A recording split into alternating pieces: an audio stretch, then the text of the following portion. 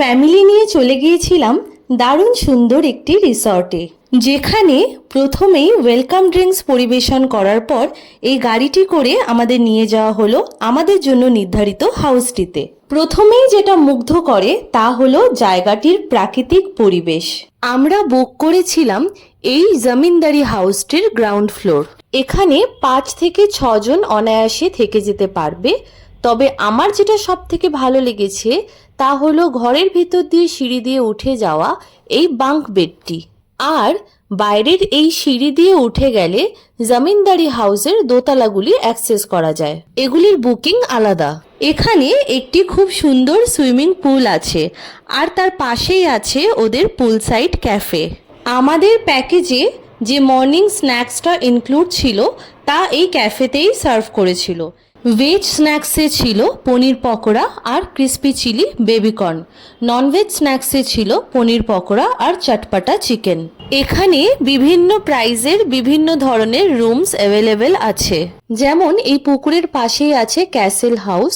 এছাড়া আছে সবুজ বাগানে ঘেরা এই সুন্দর গাছবাড়িটি, আর এই গাছবাড়ির নিচে আছে বিভিন্ন থিম্যাটিক রুমস।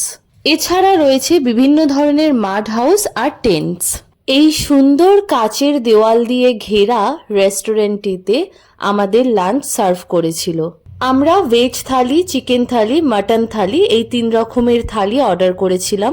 মেনুতে ছিল ভাত, পোলাও, গ্রিন স্যালাড, ডাল, আলু পটলের তরকারি, ঝুরি আলু ভাজা। যারা ভেজ তাদের জন্য ছিল পনিরের তরকারি, মিক্সড ভেজ, আর নন ভেজে ছিল ভেটকির পাতুরি, চিকেন নিলে চিকেন, মাটন নিলে মাটন, আর এর সাথে ছিল কমপ্লিমেন্টারি মোরলা মাছের পেঁয়াজি, আর ছিল পাঁপড়, চাটনি, গোলাপ জামুন। ওদের প্রতিটি খাবার দাবারেরই স্বাদ আর মান খুব ভালো ছিল। এই জায়গাটা বেছে নেওয়ার কারণই ছিল শহরের কোলাহল থেকে দূরে গিয়ে প্রকৃতির মাঝখানে একটা দিন কাটিয়ে আসা।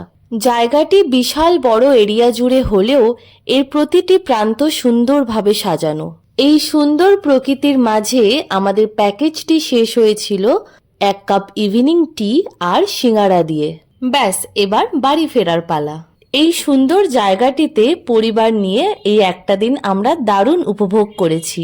জায়গাটি যেহেতু কলকাতা থেকে খুব বেশি দূরে নয়, তাই এখানে আবারও আসার ইচ্ছে রইল। ও, জায়গাটির নামটি বলতেই তো ভুলে গিয়েছি, এটি ছিল বাওয়ালি ফার্ম হাউস।